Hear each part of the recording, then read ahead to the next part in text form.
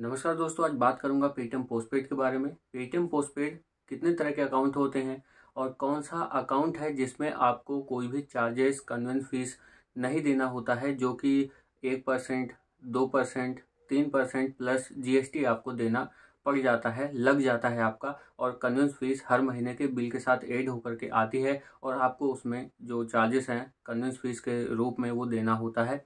तो कौन सा अकाउंट है जिसमें नहीं देना होता है और कितने तरह के अकाउंट होते हैं उसके बारे में बात करूंगा। वीडियो पहली बार देखें तो लाइक कर दें, चैनल को सब्सक्राइब। यहाँ पर इंस्टाग्राम की आईडी आप देख रहे होंगे, कुछ कहना है पूछना है तो आप वहाँ पर आ सकते हैं और क्वेश्चन कर सकते हैं, उसका रिप्लाई देने की पूरी कोशिश करूँगा। टेलीग्राम ग्रुप का चैनल भी का जो लिंक है बनाया हुआ है, उसका भी लिंक आपको डिस्क्रिप्शन में मिल जाएगा, तो वहाँ पर भी आप आ सकते हैं।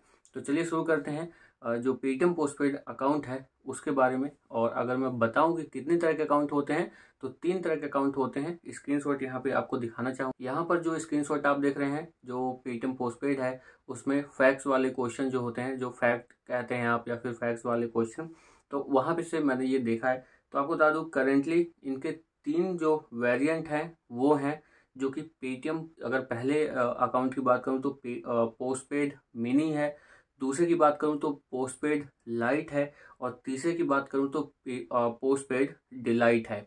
अब तीनों में डिफरेंस आपको बताता हूं कि तीनों अकाउंट किस तरह से होते हैं। तो पेटीएम जो पोस्टपेड है वो आपका comes with no convenience charges. Paytm has introduce a new variant postpaid mini.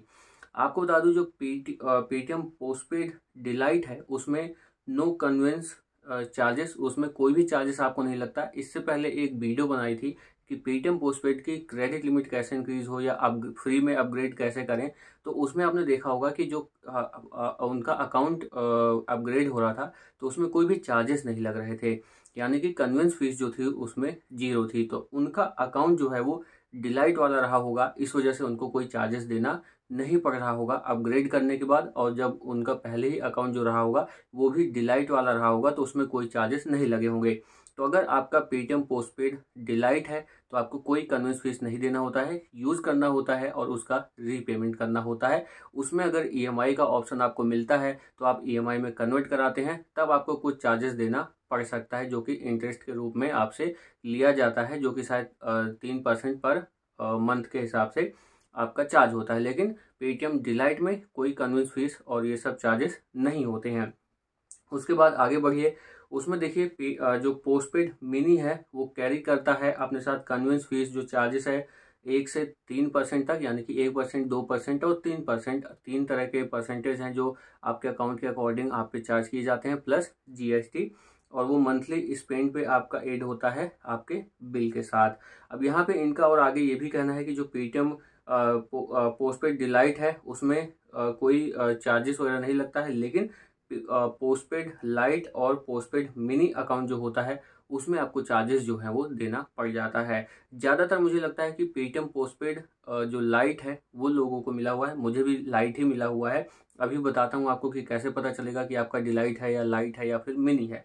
तो आपने समझ लिया कि 3 तरह के अकाउंट होते हैं। पोस्टपेड डिलाइट, उसमें कोई कन्वेंस चार्जेस नहीं लगता है। लाइट और पेटीएम पोस्टपेड लाइट और जो मिनी है उसमें लगता है।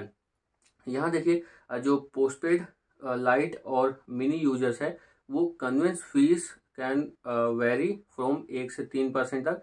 यहाँ पे देखिए कन्वेंस फीस जो चार्जेस वाला सेक्शन है, एक और क्वेश्चन है, तो वो मिनी और लाइट वाले जो पेटीएम पोस्टपेड है उसमें लगता है चार्ज, जो कि एग्रीमेंट होता है कस्टमर और लेंडर के बीच में। और उसमें बीच में काम करते हैं पेटीएम पोस्टपेड वाले, जो कि कस्टमर और जो लेंडर जो प्रोवाइड करते हैं उनको जोड़ते हैं।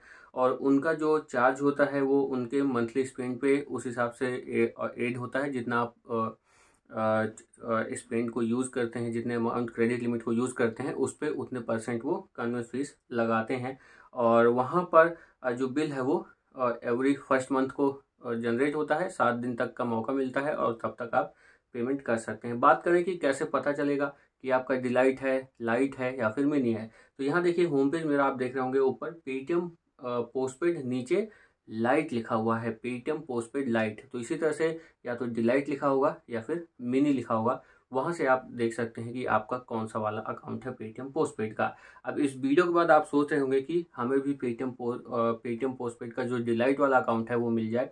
तो मुझे लगता है कि वो जिनकी प्रोफाइल अच्छी है, जिनकी क्रेडिट लिमिट अप टू 60,000 60,000 तक ये लिमिट देते हैं, तो जिनकी लिमिट ज़्यादा है और जिनकी प्रोफाइल अच्छी है और जिनको ज़्यादा लिमिट मिली हुई है, मुझे लगता है उनको डिलाइट वाला ऑप्शन मिला है। बाकी आप कमेंट करके बता देना, क्योंकि अभी मुझे प्रैक्टिकल एक्सपीरियंस तो लाइट वाला है। तो उसके अकॉर्डिंग अगर मैं बात करूं तो जो कम अमाउंट है और प्रोफाइल ठीक नहीं है, या फिर यूँ कह लीजिए कि पहली बार या फिर अभी न्यू आप यूज़ करना स्टार्ट किया है आपने क्रेडिट लिमिट या क्रेडिट कार्ड या लोन्स वगैरह, तो शायद आपको लाइट वाला अकाउंट जो है वो मिल जाता है। इस वीडियो में इतना ही, मिलते हैं अगली वीडियो में। कुछ रह गया है तो जैसा कि मैंने कहा कमेंट करिए ताकि मुझे भी पता चले, लोगों को भी पता चले। मिलते हैं अगली वीडियो में। नमस्कार।